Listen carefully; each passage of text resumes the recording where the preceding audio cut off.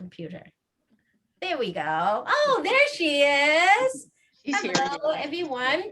Okay, so you can see me, right?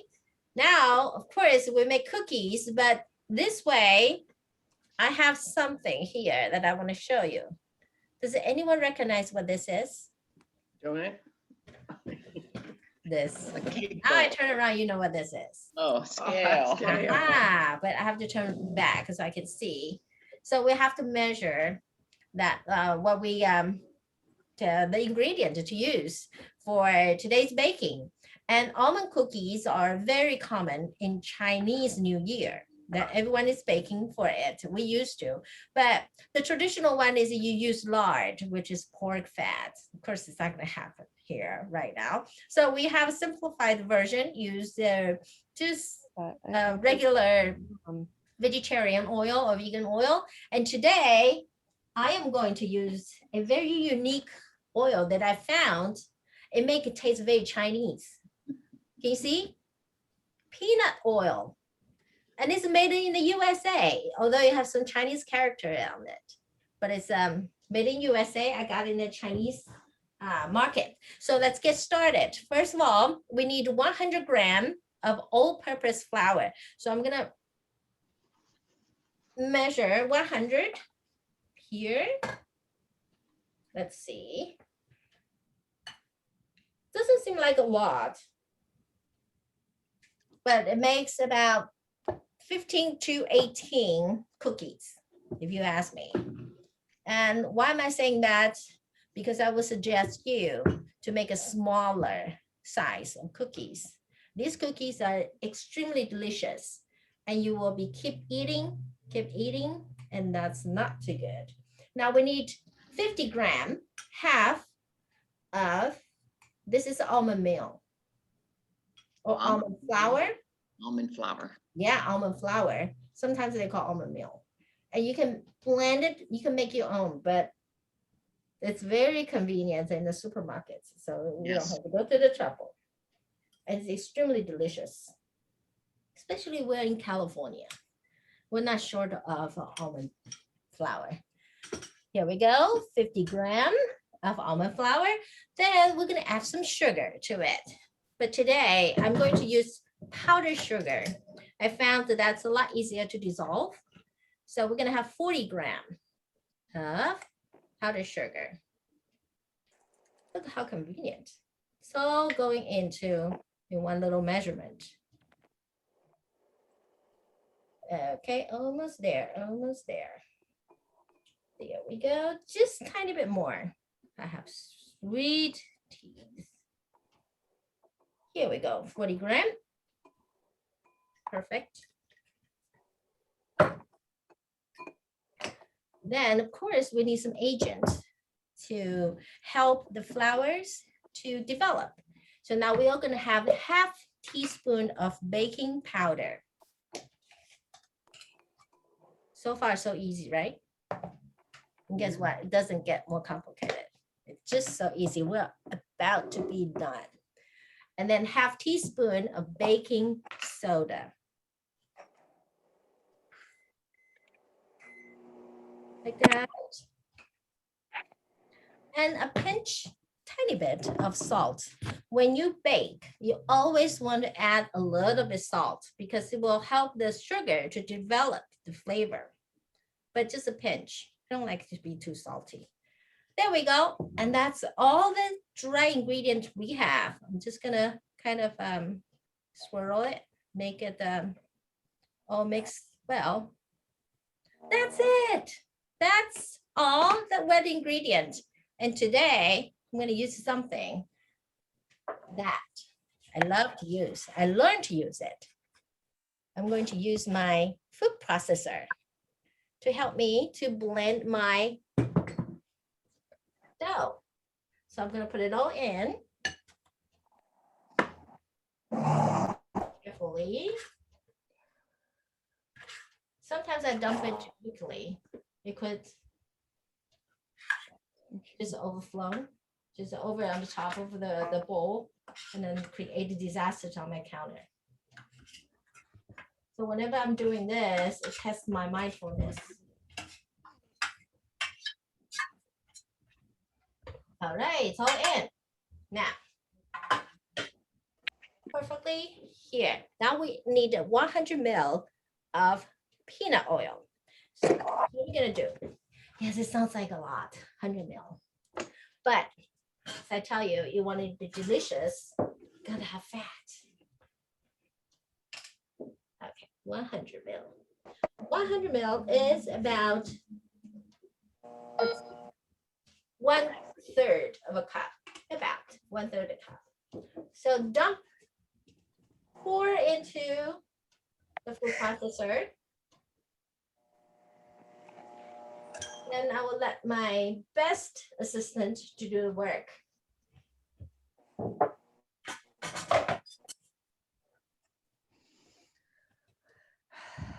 Process it until it almost have a wet little granule start to form.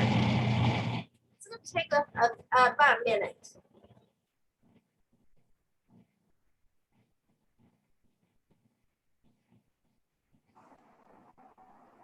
Real quiet. I'm going to scrape it down. Yes. It's almost done. Look at that, 30 seconds. Oh, let me get something to scrape it down. I don't want to use that. Let's use the, I can find a thing to do it. I'm going to show you in a second what it looks like. But first of all, because of the peanut oil, it tends to stick on the wall of the food processor. So I'm going to scrape it down.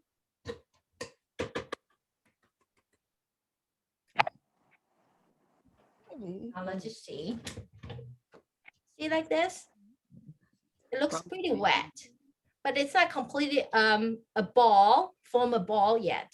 Let me tell you my experience. If I use the vegan butter to use exactly the same amount, it will form a very solid ball, just like this in my machine. But if I use peanut oil, for some reason, it just doesn't form together.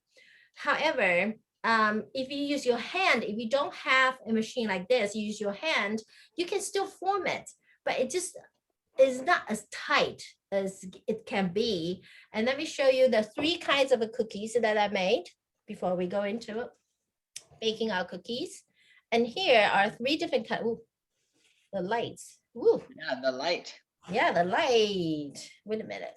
All of a sudden we have sun. So is that better? Better. Okay. So this one is made with the vegan butter. Look at it, just totally round and it's really solid. This one, I use the food processor. So the shape is much more formed. But this is the signature crack that the almond cookie has. But this one, look, it's very rough looking. The edges is very rough. Why? This one, I use my hand to form the dough. So that's the difference over there. They all taste the same? Same dough, except one with the vegan butter, but these two are peanut oil. It's a very unique flavor. It smells really good, if you ask me. Okay, now we're ready to bake. Can you believe how easy that is? Is vegan butter different than margarine? Yes. Margarine is not healthy. Vegan butter basically is made of a refined coconut oil and blended with olive oil because I made it before myself. Okay. I made my homemade butter. So when you look on a label, you need to have it say vegan butter and not margarine. Right, but the easiest one is to find Earth Balance. Earth Balance. Oh, I do have that actually. Yeah, so Earth Balance is the vegan butter I used for the other one. So I'm just going to play with my dough. So we'll just grab some of the dough and form in a little ball. I guess it's too bright. Hang on. Tiny. Just a second. Is that better? It worked good. A little better. Good. Good? Okay. Here. Why am I not making it too big? Again, I mean, this is so delicious. I make it about the size of the ball, and then when I push down, it looks like the size of a mushroom. If you make it too big, then there will not be a calorie friendly. That's what I can tell you. Okay, too much calorie for this. There's no water with just oil, but that's how you get crispy and crunchy cookies. See, I have already preheat my oven to 350. And here we go. I don't want to take too much time of forming my little balls because we need time to bake. So I'm just going to put a few.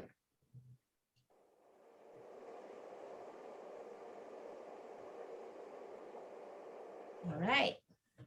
Let's just make 5 of them for now. And I'll bake the rest. Right? Okay, now I want to decorate these little ones.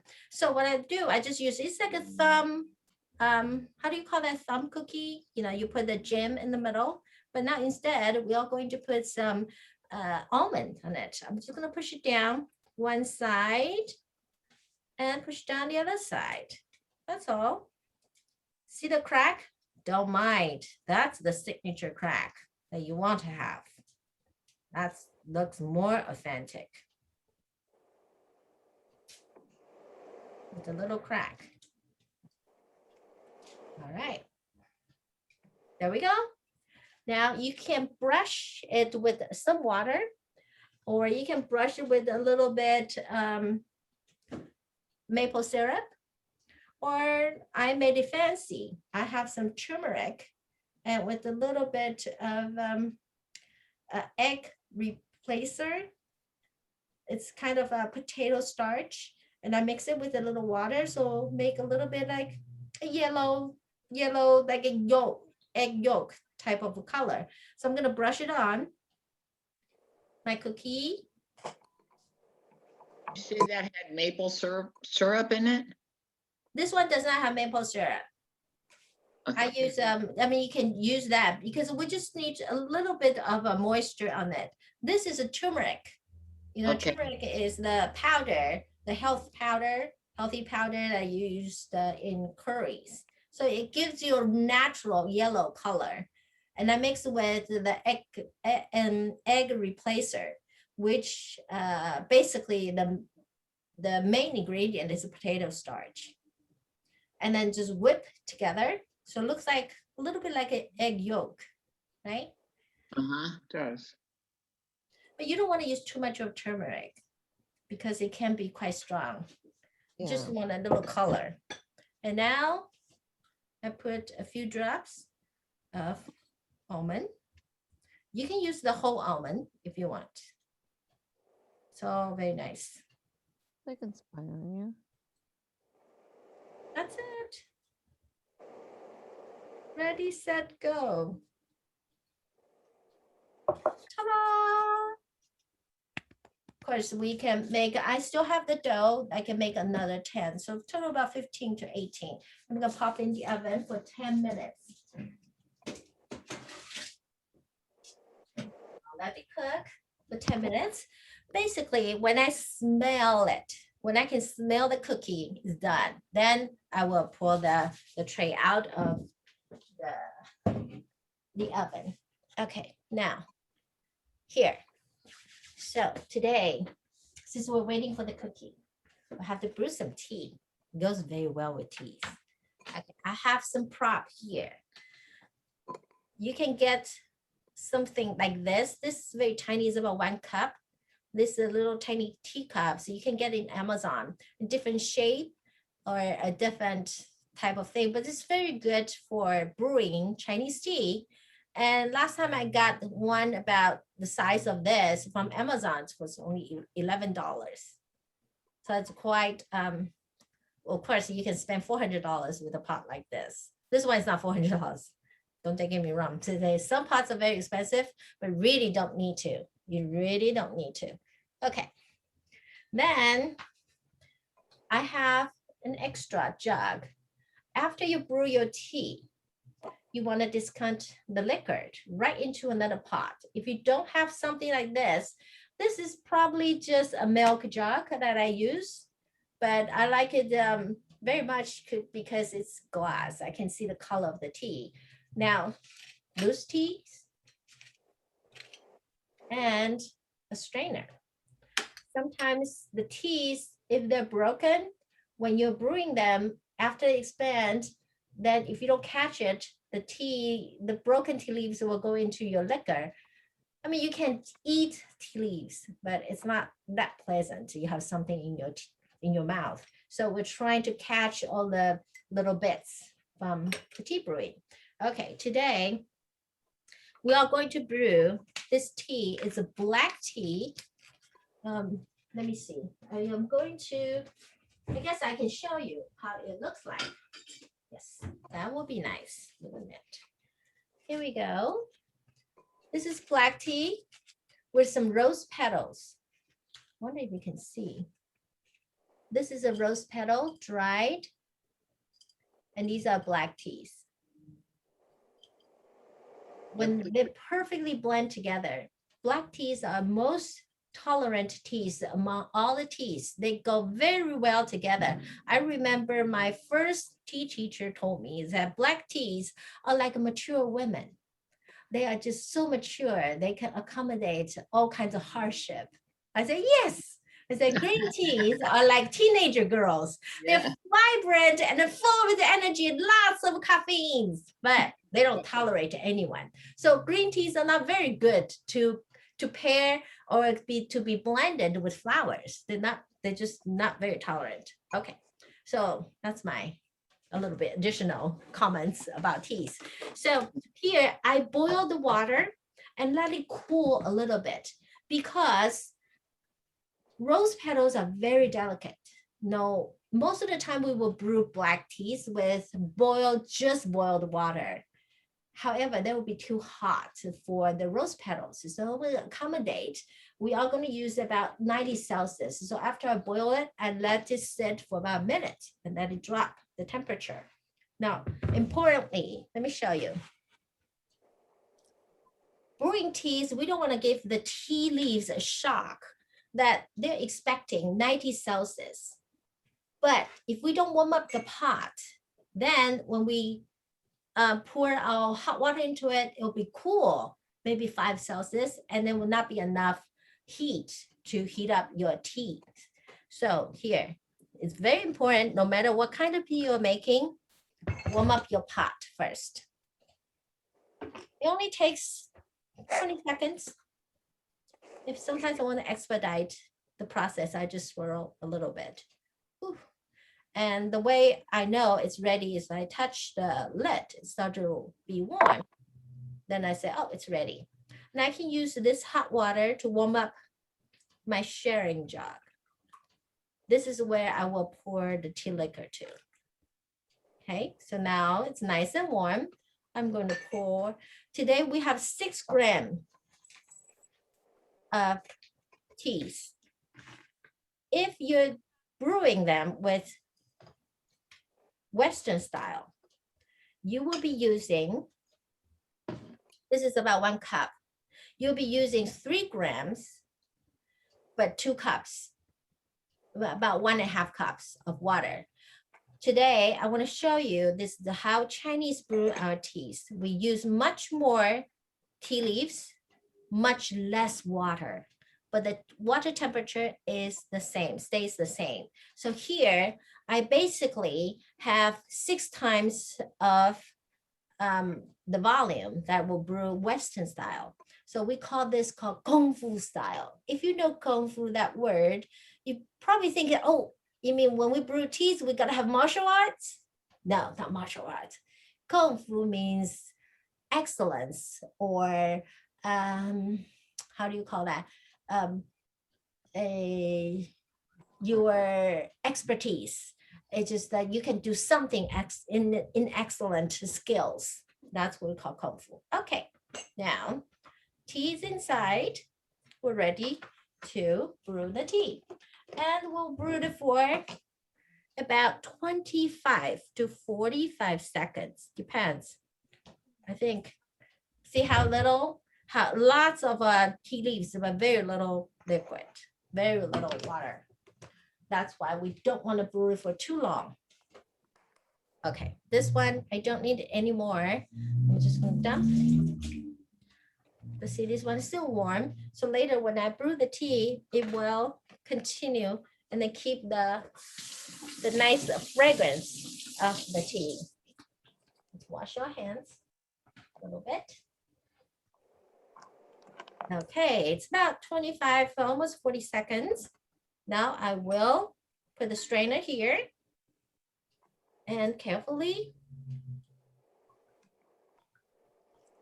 For Chinese brewing, you can brew this tea for another 6 or 7 times. What I like about Kung Fu style tea brewing is because you have more teas, then when you pour the hot liquid into your teas, you extract more of the substance inside the tea and more compound to release into it, and more flavor will be inside the tea. So it's just a lot more flavorful. Okay, so now I'm going to show you. Look at this color. Isn't that beautiful? It looks like champagne, isn't it? Not champagne. What do you call that? Cognac? Cognac. Cognac color. It's supposed to, for black teas, it's supposed to be darker. So sometimes you brew teas, I can't tell you how many colors that I've seen in tea brewing. I remember in my class in England, and we need to blind taste 20 kinds of teas. We can only look at the color, look at the wet leaf. Wet leaf means like now, right now, it's already brewed, right? Look at the wet leaves and look at the tea color and taste it. And we have to guess what kind of tea that is, where it is from. So that's how you train your palate to know your teas. So I'm gonna have a taste for you. Sorry you can't be here with me. But you know, with in Sonoma County, 1 out of 4 people already had COVID shots. I can't wait to invite you to my tea parlor to have tea with me. Okay, now let's come up here. Look at this tea color. I'm gonna taste it. It's really hot. Does anyone know the difference of a teacups and coffee mugs? Even though this one is a Chinese shape, but still, if you recall, if you're holding a Western style teacups, does it look like tulip? It's always open, like flowers, right? That's because teas are very hot. You brew it very hot, then you want it to cool down for you to drink. That's why. So all the teacups have shape like this. But the coffee, the shape is straight up. And if you look at the handles of a regular teacups, it's a little bit lower. But then with a coffee, then that coffee's loop is a little smaller, and the tea is a little bit bigger, and it has a little like an ear shape. So it's easier for us to hold it. In the future, we will practice how to hold your teacups. But right here, I have a huge, humongous, big Chinese cup. And what we do, this is actually too big. We use 2 fingers here. See, now tea has not gone up all the way, so it's less hot. I can hold it, and the other 3 fingers will support my teacups. And how do I drink it? For Chinese, it's a custom that you don't show your teeth. If you have some Chinese friends like me, I've been Americanized. I live it too long. When they laugh, when they smile, they have to cover their mouth. They smile like this. Why? It's rude. It's impolite to show your teeth. So when you drink, you will drink right here. And guess how? When I drink like right here, my hand will perfectly cover up the way I drink. So you cannot see my teeth. That's right. So that's the Chinese way of drinking. You don't drink that way, you just cover it up. See that? You can never see. So now you learn how to drink with a Chinese cup. Black teas always have this ripened fruit. Especially, it always reminds me very ripened plums when you drink really high quality black teas. That's what you can expect. Ripened fruit. And with this one, it's also have a hint of rose petals. This is delicious. I can't wait to brew for you. Oh, I can smell the cookies. Ooh, they are ready. So I'm gonna take them out.